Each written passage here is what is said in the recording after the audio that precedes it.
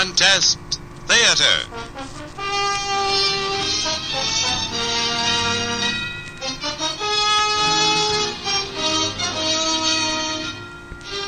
From the heart of Hollywood, the Armed Forces Radio and Television Service brings you your favorite stars in stories written by you, our listeners.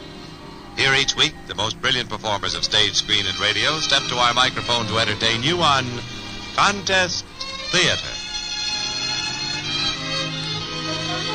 Today, Dane Clark stars in Destination Mars, an exciting story of adventure in outer space. And here's our host, the distinguished motion picture star, Mr. Pat O'Brien. Thanks, Jimmy Wallington, and hi, everyone. Welcome again to your Radio Theater. Today's play, like all our shows, was suggested by one of you listeners. So it's really your show. Now, if you haven't sent in a story idea, we'll tell you later how to go about it. Today's play was suggested by Barbara Shepard of Ellery, Illinois. But right now, let's get into our play. An exciting look into the future and the past, as three men and a girl find adventure in outer space. Our play is Destination Mars, and our star today, that superb actor, Mr. Dane Clark.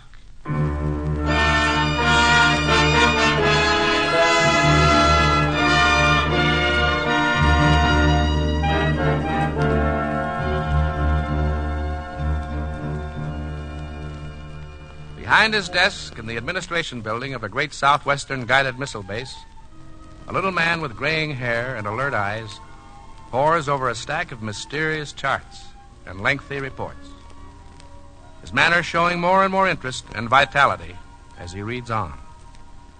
He is Dr. Amos Griffin, one of the world's greatest scientists, and the papers before him contain a promise of history in the making. Satisfied at last, he turns to the intercom on his desk. Carol? Yes, Dr. Griffin. The young men I asked you to send for, have any of them arrived yet? Yes, sir. Joe Blakely, Randy Coles, and Dr. Peter Haley. They're all here. Good. Have them come in at once. Yes, sir. Oh, and Carol, you'd better come in, too, and bring your book. I may want you to make some notes. So we're going to try it at last. Come in, Joe, and Randy, and Peter. Find chairs. You sit here, Carol. Yes, sir. There we are. Now, I'm sure you're all curious to know why I sent for you, so we'll get right to the point. Gentlemen, I have news for you. The robot rocket ship that we dispatched to the planet Mars several days ago has returned safely. You mean the ship actually got to Mars, sir? As close as we wished it to, yes. Within a few hundred miles, that is. The instruments recorded perfectly all the way. Then there must be pictures, Dr. Griffin. What do they look like? Do they show life on Mars? Well, that is the only part of our project that was not a success. There are no photographs at close enough range to give us the information we want. But we'll do better in that department the next time. When will be the next time, sir? Tomorrow. If you men can be ready by that time. That's pretty fast. I don't know. But it'll take longer than that to fit her up again. We won't be using the XL-24 this time, Joe. It'll be the DM-1. But that's not a robot, sir. The DM-1 has been designed for manual operation. That's right, Peter. And that's why I've sent for you three men. Dr. Griffin, you mean you're going to send Joe and... Well, I've given this matter a great deal of thought and study, gentlemen. And after careful consideration, I've decided that you three are the best suited for the project. That is, if you care to undertake it. This is not compulsory. It's not an order, you understand. I want to go, sir. Same here. Good. Peter? You can count me in, Doctor, of course. Fine. Now, about your duties.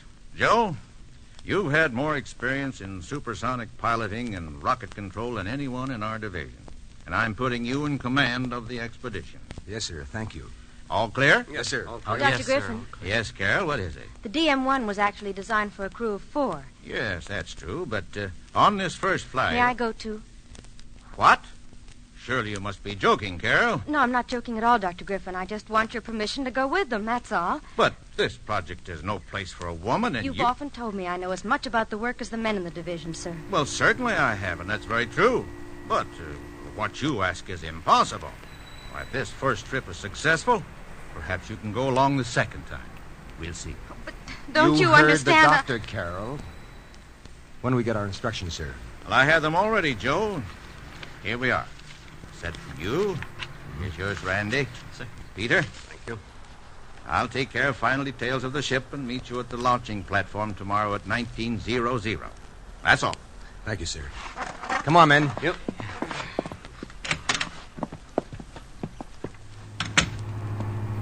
Phew.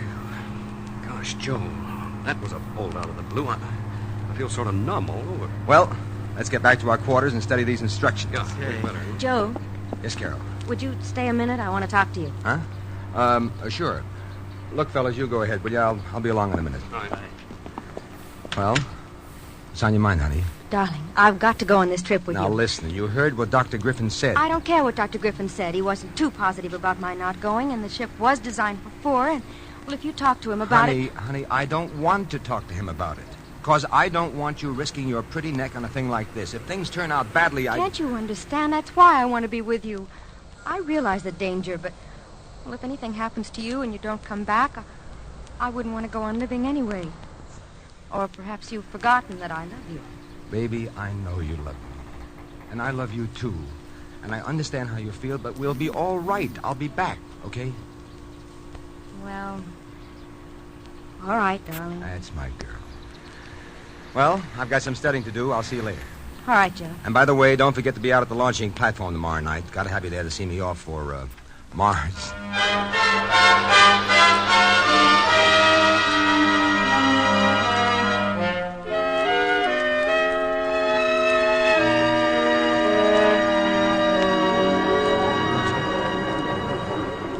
What time you got, Joe? 1926, Randy. Just 4 minutes more. Yeah. How about you, Doc? All set? Oh, yeah, Joe, I'm all set. I wonder what's happened to Carol. She was going to be Oh, here. I saw her a few minutes ago talking to Dr. Griffin. Oh, if she thinks she can sell him on the idea of Joe! coming... Oh, there she is now. Yeah. I think I'd forgotten you, did you? Oh, I hope not, honey. You know, Randy says you were talking to Dr. Griffin. Yes, I was. What about? Making one last pitch to go along? Mm-hmm. You know what he said? No? That's right. No. We'll get on into the ship, Joe. You better step on it. Yeah, I'll be right along. Goodbye, Carol. Bye. Stay good. Carol. Oh, Joe. Oh, there's Dr. Griffin. He wants to see you before you blast off, I guess. Yeah. Oh, gosh, 1928. I've got to get going. Goodbye, kiss, honey. Mm-hmm. Bye, darling. And please hurry back. I'll bring you a wedding present from Mars. Bye, baby. Bye, Joe. You wanted to see me, Dr. Griffin? Well, nothing special, Joe. You know your instructions. Now, keep in touch with us as often as you can. That new sonic radio should operate properly all through your flight. Yes, sir, I know. You better get aboard, as we want to blast off right on time if possible. And, good luck. Yes. Yes, sir. Well, what's the matter? You forgotten something? No, I was just going to wave goodbye to Carol, but I don't see her.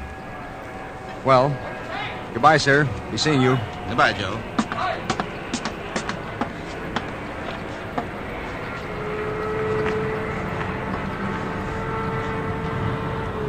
Doc, Randy, you all set? Yeah, all set, Joe. Waiting for you. Well, you better check time. Dr. Griffin's a bear for keeping on schedule. It's 19:29:45. Good. Are you both strapped in? Yeah. Okay, then. Here we go. DM-1 to control tower. Prepare to blast off. 5 seconds. Okay, control. Yeah, thanks. 3, 2, 1. Here we go.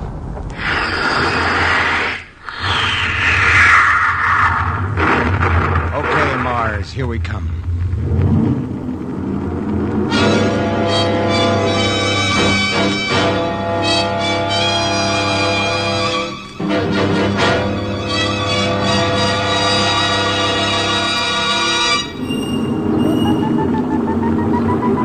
Randy, Yeah, Joe? have we cleared the Earth's atmosphere yet? Not quite. Any minute now. According to the aerodensity gauges, it's getting thinner and thinner. Good, that means we're really making time. Full pressure, 3.75. 0.47. 26. It's dropping fast now. We get ready to drop the booster section. You need any help? Not yet. Say when, Randy. 10, 5, 2, we're out of it. Okay, hang on.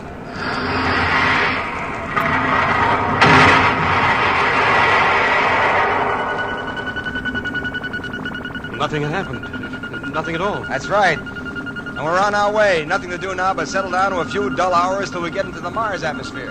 Dull, he says. What's dull about traveling through space faster than man's ever gone before? Headed for a little pinpoint of light that may even be gone when we get there. Don't get so worked up, Randy. I was only kidding. Still, we might have time to work in a hand or two at bridge before we land. By the way, how's your vector reading? Perfect. I just looked. We're headed straight for Mars, just like it worked out on paper. I was just thinking, Joe, wouldn't it be possible for a rocket ship to run into a star or a meteor or something out there in space? Well, it's possible, sure. Just have to wait and find out. None of our robot rockets have. Dr. Griffin figures his radar repellent device will pull us off course long enough to avoid hitting anything in our way and then rectify the course again when we're out of danger. I certainly hope he's right. Yeah. Hey, look out there through the port. Did you ever see so many stars before? Want to wish on one? No, Hey, what are you doing here? Carol, you... Hi, darling. How in the name... How did you get here? I just walked aboard, that's all. She's a stowaway. Honey, how'd you find a place to hide? You might have been back in that booster section we just dropped off back there. Not a chance. Don't forget, I know almost as much about this spaceship as you do, Joe. Oh. Well, aren't you glad to see me? No. Huh?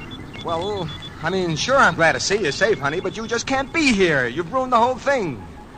I'll just have to radio back to Dr. Griffin and tell him what you've done, and then we'll have to turn back and You can radio him if you want, but it'll just be a waste of time. Why do you say that? I had a little talk with Dr. Griffin this afternoon. You mean he agreed to let you come? It wasn't easy, but I won. I also knew you wouldn't hear of it if you knew, and that's why I stowed away. Women. Now, darling, you know you can't do without us, even on Mars. Okay, I guess you're right. And now can we look at the stars? We cannot. As long as you're here, you'll have to be useful. Get a pad and pencil, lady. From now on, I'm going to dictate my reports.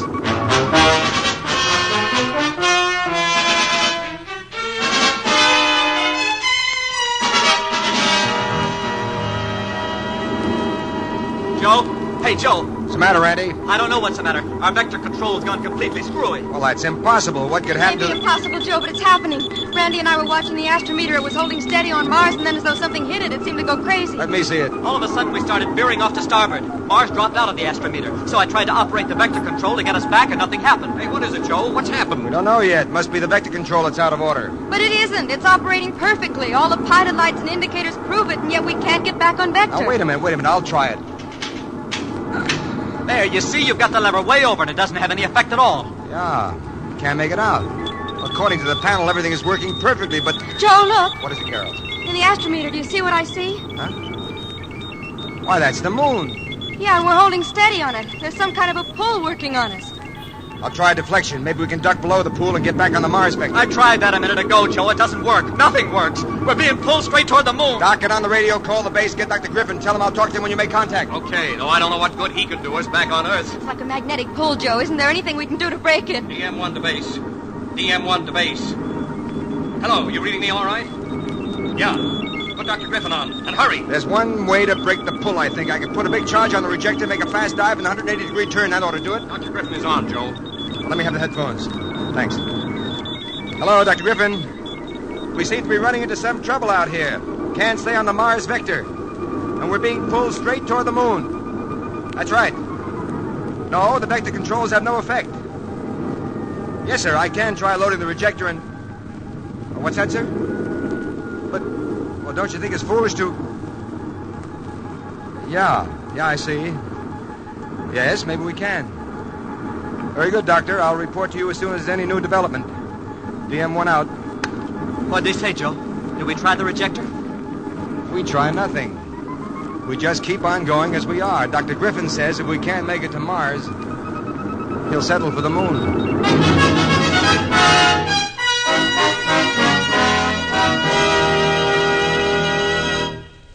Sure. Dr. Griffin will settle for the moon. But what about Joe and Carol and Randy and Peter? They're the ones whose rocket ship is off its course, unable to reach Mars.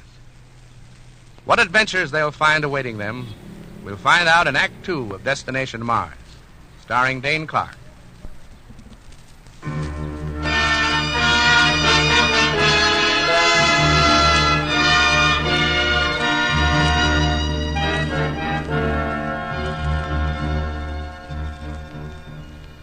Our travelers into space.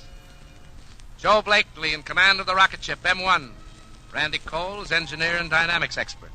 Young Dr. Peter Haley and Carol Chester, first assistant to the great scientist who has planned the expedition. They have met with an unexpected complication. Intending to be the first to reach the planet Mars, they have suddenly found their course changed by some unexplained force and are headed directly for the moon. Now, well within that planet's atmosphere, they watch the scene that unfolds outside the rocket's portholes with strange emotions. Joe, look out there. We're close enough to see it now. I know, Carol. I have been looking. So have I. And how do you explain it? According to all the scientists, the moon's supposed to be uninhabited. And yet right there... Big structures and towers, canals or something like that, and roads. Those things couldn't just happen, Joe. They must have been built by somebody. I don't see anything moving out there. You know, Joe, maybe being shunted off to the moon like this instead of Mars will get us somewhere after all. Maybe we can study a civilization that's been extinct for years. Yeah, maybe a lot of things. What are you going to do, darling? Just what any other crazy American would do. Land and look over the situation. Well, hadn't we better pick out a place first? I already have. You see that group of towers and buildings and streets right down there? Yes, I've been looking at it. Must be a city. Or whatever the lunar equivalent is. Well, there seems to be a big clearing in the middle of it. And that looks like a good spot to land. Think I'd better powder my nose, Joe? Just in case there is any civilization down there? I do not. We don't know what kind of atmosphere we're going to find when we get out of this rocket. We'll all be wearing the Terralite masks Dr. Griffin developed. And we'll get them on now. Hey, we only brought 3 masks. What about Carol? Don't worry, boss man. I made my plans very carefully. I brought my own Terralite mask. You don't forget anything, do you, honey? Of course not. Aren't you proud of me? Yes, you'll do. All right, get set. All of you. We're about to pay our first visit to the moon, and we hope it's not our last.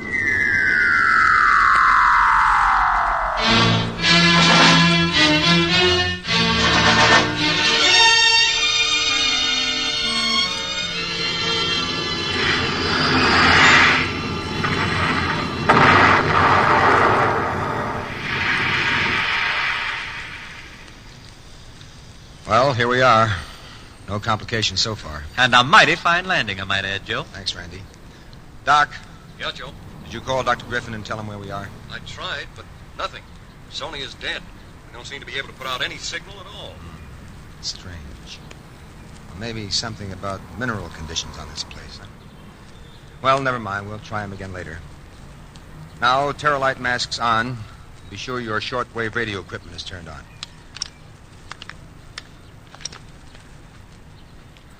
All right, let's check. You hear me, Doc? Sure. Fine. Randy? Good here, Joe. How about you, Carol? Carol, what's the matter? You look like a moon man yourself in that get-up. Well, never mind that. I'm going to open the hatch and we'll go out one at a time.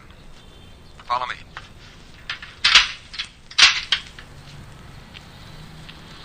Take it easy, everybody. We're not on Earth, you know. Say, this is a surprise. I half expected to float away or something. Oh, it's so pretty here. It's so strange. Everything seems so blue. The scenery comes later, honey. Everybody out? Yeah, all out. Okay, I'm going to try taking off my Terralite mask. Now, the rest of you keep yours on until I test it. Peter, you stand here beside me. If anything happens to me when I take off my mask, slap it back on me fast. Right. Here I go. Well, I'll be darned. Okay, the rest of you can take them off. You can't hear me. You can all take your masks off. It's all right. What? Joe, this is almost like the Earth's atmosphere. That's right, a little lighter, if anything. Still, it doesn't give any trouble in breathing. Might as well leave the masks here. We won't need them. And what do we do now? Well, come on, let's get going. Where, Joe? First, we'd better have a look into one of these buildings. How about this big one right there, the tower? Come on. Looks like a castle. Probably is. City house of King Carl's friend, the Seventh or something. Was, you mean? We haven't seen a sign of human life anywhere, you know. Yeah, that's right. Hey, maybe they're all invisible. Why, right now there may be a couple of guys walking along beside Carol. Randy, no. All right, here we are. Now try to be sharp and be ready for anything. I'll see if these big doors open. You'll probably need help. They look pretty heavy. Yeah, they do. Maybe even locked to the former occupants of... Well, how about that? They opened by themselves just as I put out my hand. Like in the Penn Station. Hey, maybe somebody got here before we did and sold them the idea Hold of it, those... Randy, hold it. Come on, we'll go in. Joe, this place is gorgeous. What do you suppose it is? Or was? Search me. Looks like a super colossal theater, something Joseph Urban might have dreamed up. No seats, but there's a big curtain at that end. Joe, it's opening. Now stand still, everybody. And look what's behind it. Hundreds of men. Tiny men. And they're all blue. They're coming toward us, all of them. But there isn't a sound. Are you sure this isn't a bad dream we're having? Your heads. Don't move. But Joe, they're surrounding us. They're not armed, and I've got my gun. That ought to stop them. Yeah. There's the leader standing there. Joe, we got to do something about getting out of here and fast. I'll throw my gun away. Stop or I'll shoot. He can't understand you. I'll shoot once over his head. That's the language anybody can understand. Yeah, go ahead, Joe. He's taking something out of his robe. Maybe he has a gun. No, it's just a little stick, like a baton. He's pointing it at you, Joe. Yeah, I know, but watch them scatter when they hear this shot. Oh, Joe, what happened? I don't know. He was pointing that stick at me, and I started a fire, and all of a sudden my hand got paralyzed, and I couldn't hold my gun. Wait a minute. Maybe I can pull my gun without his seeing it. Now, don't try. They probably all got those things. Our only chance is to go along with the gag and try to figure out something later. Now, hold it. Here comes the leader. Maybe you can talk to him in sign language or something. Maybe, but... Uh-oh. He's the one that's doing the talking in sign language. He's making it quite clear we're to march toward that door over there. Oh, we're cooked. Hey, stop pushing me. Now, don't fight it, Carrie. At this particular moment, we're not running the show. Let's get through that door like our little friend requests, and then we'll see what happens next.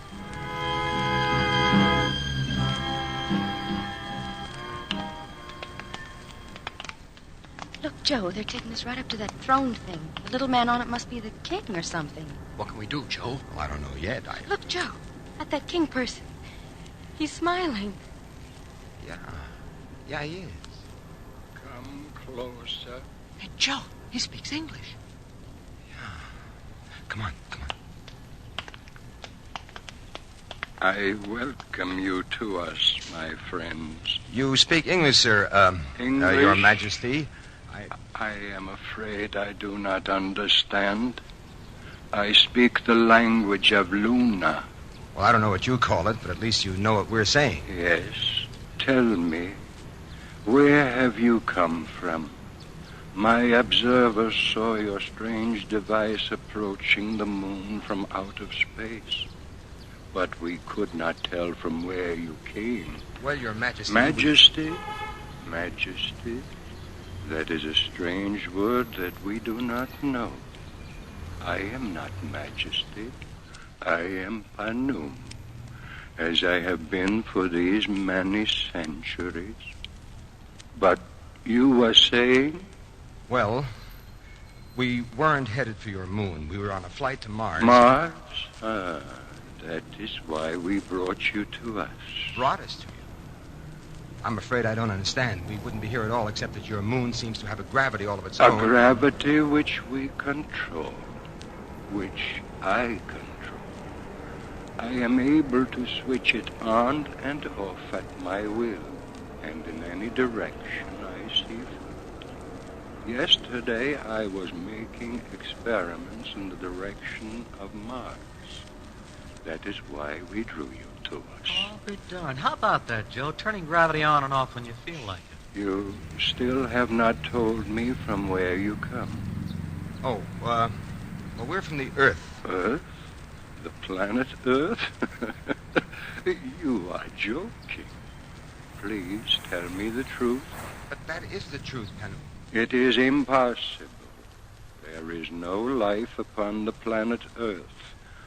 Our scientists have made certain of that. Well, then they'd better change their thinking. We're from the planet Earth. We left last night to try to make the first flight to Mars. There are millions of people living on Earth. Wait.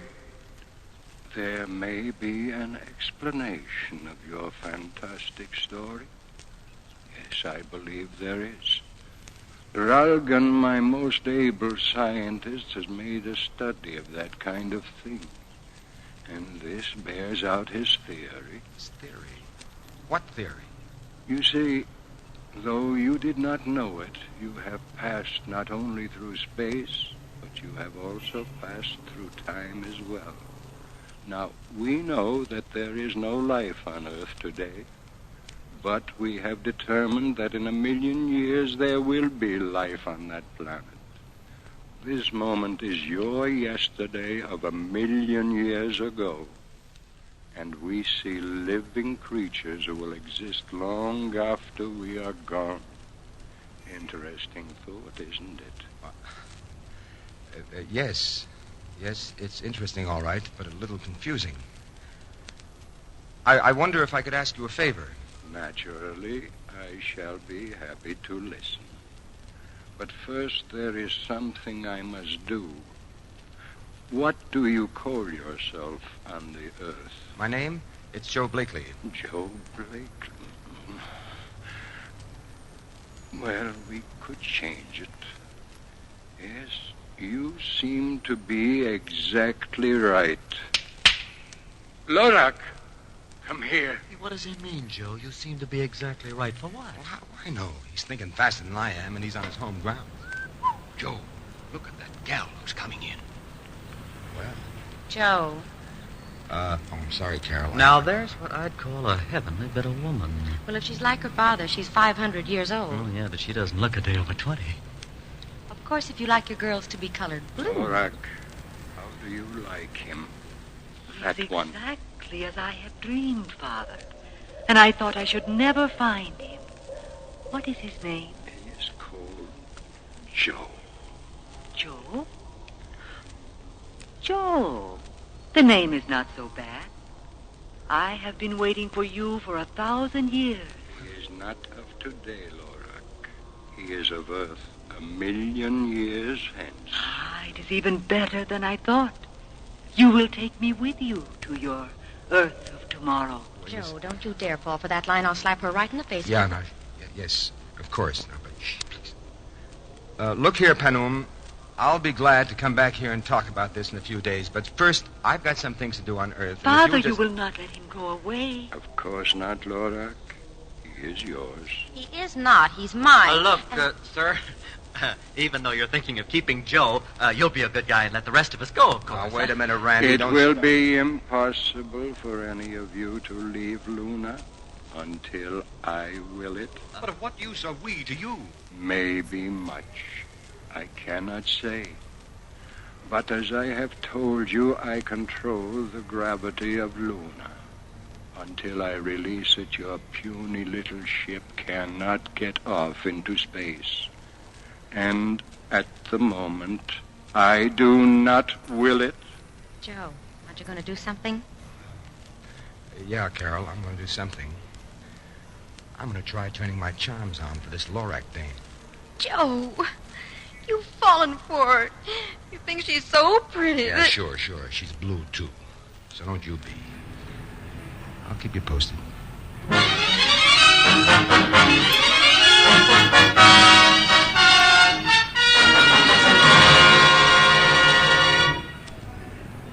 You see? Feminine nature doesn't change a bit. 1,000,000 years and a few 100,000 miles of time and space notwithstanding. Carol is quite understandably jealous. And Joe seems helpless to escape Lorak's infatuation.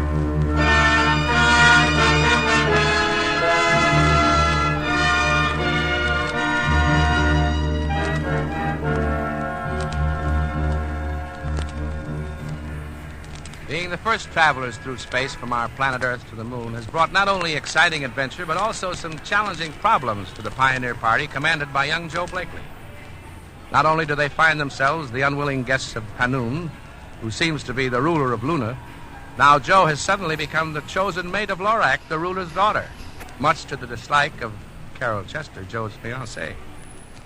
As the four Americans walk with Lorak through the constant bluish light of the lunar atmosphere, Carol, Peter, and Randy, well ahead of Joe and the princess, the American girl is silent, seething inside.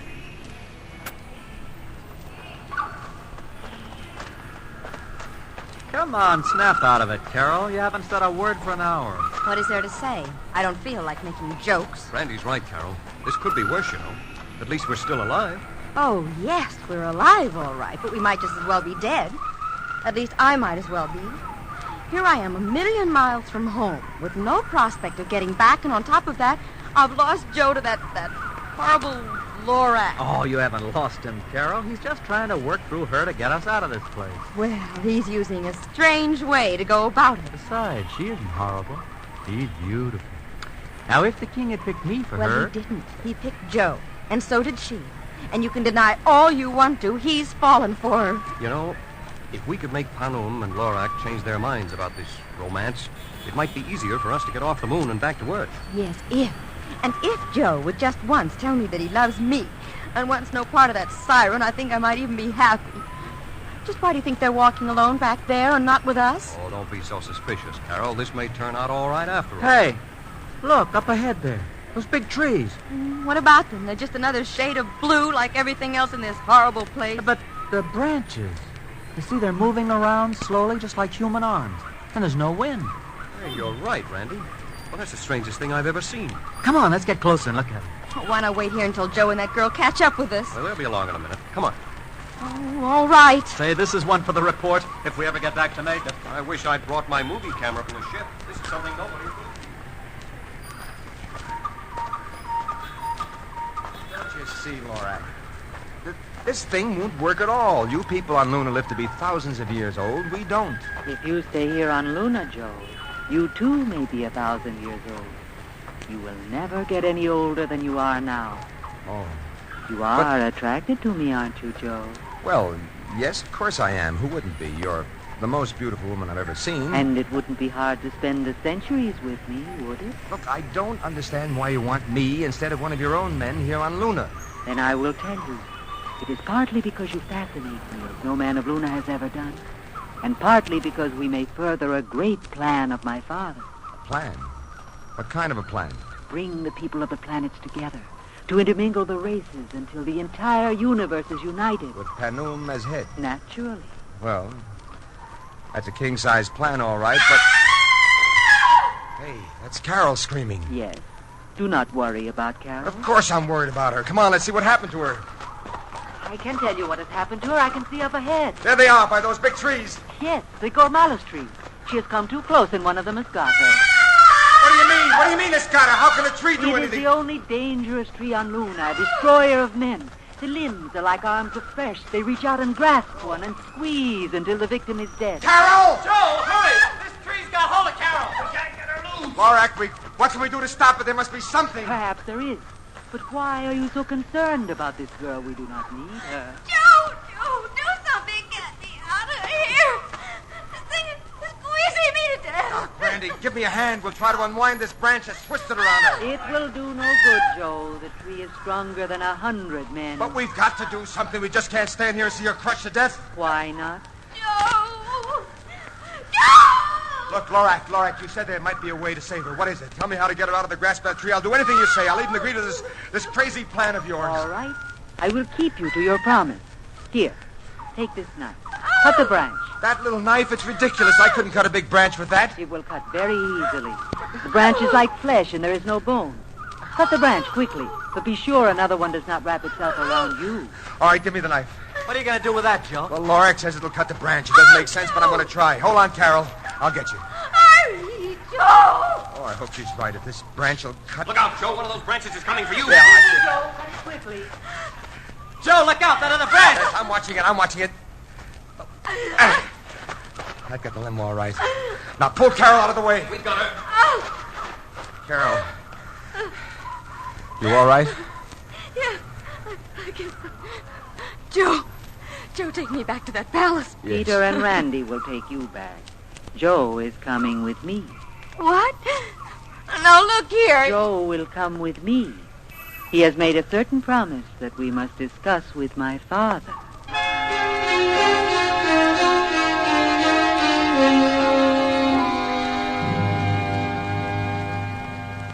Now, look here, Panum. I know I made that promise to Lorak. It was the only way to save Carol's life. And my daughter showed you how to do that, did she not? She kept her part of the bargain. Yes, but... Oh, I'll keep my promise if I have to. I guess none of us would stand much chance unless I did, but I'm trying to make you see how impossible it is. Impossible? Why?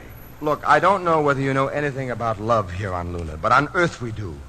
And I'm in love with Carol. I don't love your daughter. That should make no difference. If this is what she wants... But it makes a difference to me. Why, there are a lot of men back on Earth who'd go for a deal like this. If you let us go back, I'll send a dozen of them up here for her to look over and take her pick. But she only wants you. So... The alarm. There is trouble. Trouble? What kind of trouble? I do not know. Panoon! Invaders! Invaders? What are you saying? Invaders! A whole fleet of spaceships have appeared suddenly out of nowhere. Our sentries did not even have time to sound the alarm. More Earth people. No, it couldn't be, Panoom. We don't have a fleet of ships that would Not be able... Earth people. They're from Mars. Already their leaders have landed and announced they have come to conquer us. Not all the ships have landed. No, only a few when I left the Great Square. Then there is still time to keep the rest away from us. What are you doing? Releasing the lunar gravity. Without our gravity, they cannot land. Then I will use the repulsion ray and drive them off. You mean you can control gravity of the whole planet right from here, from this control board? Of course. There. We are too late, Panoon. Even while you were going to the controls, they've landed out there with the speed of light. You did not release the gravity soon enough, and they're carrying strange weapons. Wait. Let me look out there. They are marching right on the palace. What is the matter with our guards? Joe, what's happened? People from Mars. They're coming in to attack. You can see what's happening to our guards, Panoon. They're disintegrating them with those strange weapons as they come. Our people are powerless against them. Hey, this is a fine way to end up. Isn't there anything you can do, Panoon? There is nothing. We have no defense against people such as these. Oh, wait a minute. Maybe we have. What do you mean, Joe? When we landed, you took our guns, our automatics. Where are they? They are right here. But do you think that those ineffectual little Earth weapons would have any effect on men with ray guns? Well, I'm not so sure about that. They've got the offense all right, but what about their defense? Let's have those guns. But they will disintegrate you as they are doing to the others as soon as they see you. Well, they're not going to see us first. And I've got a hunch even those guys can't stand up against a 45. Now, here are the guns. Okay. Hey, come on. Grab one, Doc. Okay. You two, Randy. Yeah. Each one of us will take one of those windows, stay out of sight, and start firing at the leaders when I say. Right, got it. All right, come on. I'll get that leader first, the one in front. And, Panoom, if this works and we save Luna for you, will you let us go back to Earth? If you save us, you may do as you wish. Okay, then. Here we go. Let him have it.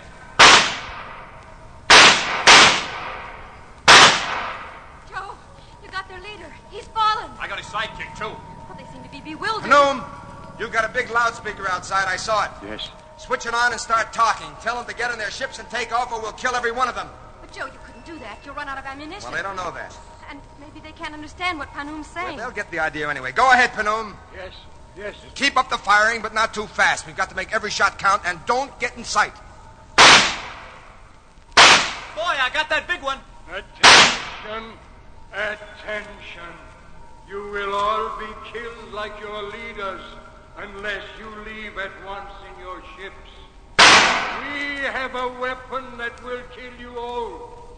Go to your ships at once and take off. Go at once. Joe, they seem to understand what he said. At least they've stopped. They can understand our shots and their dead leaders, that's certain.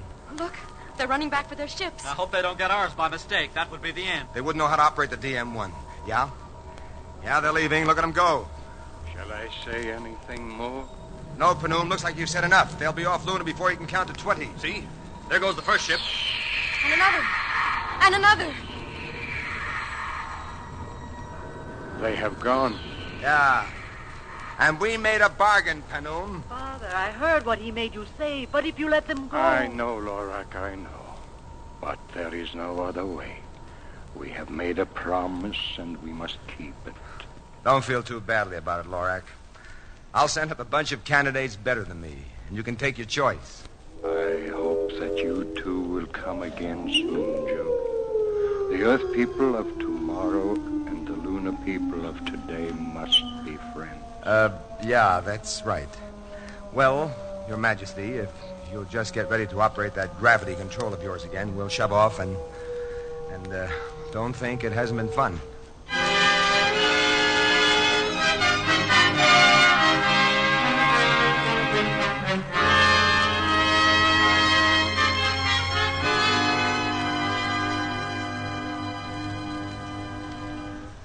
Gentlemen and Carol, these are the most amazing reports I could have imagined.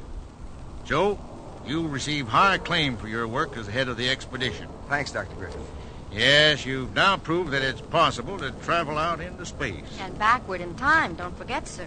I thought we'd never get caught up with today. I can imagine. Yes, you've all done well, as a starter. But there's more to be done. You were not able to bring back photographs, geological data. That's as much as we could do to bring ourselves back. So, that will be our next project. Your next trip should be easier. The moon people are friendly to you now. So on your next flight... What, Dr. Griffin, you mean we got to go up there again? Why not? You know all about it now. But we can discuss that at a future date. Now, you had better all get some rest. Oh, boy, and am I going to sleep for 1,000,000 years? Randy, don't use that word. Huh? Well, the old boy seems to be pleased. Yeah, we keep our jobs. Come in, Joe? Yep. No, wait a minute, Joe. I want to talk to you. Okay, Carol. I'll see you guys later. Right. All right, honey. What's on your mind? Well, in the first place, you're not going on that next trip to the moon. I'm not going to have that Lorelei up there getting another chance at you. Oh? And in the second place, you and I are going to town and get a marriage license the first thing we do. And we're going to get married. Today. All right, honey. You know, you sound just like Lorak. I do not. Sure you do. One of those what Lorak wants, Lorak gets things. Joe? I'm only kidding, honey. You know I love you. Come here. What's better? Darling, Yeah? you didn't like that Lorak better than me, did you? Well, she did have her good points. You didn't. Of course not. I'd take you any day instead of that gal. Besides, Lorak's been dead 1,000,000 years, and I like them better when they're alive.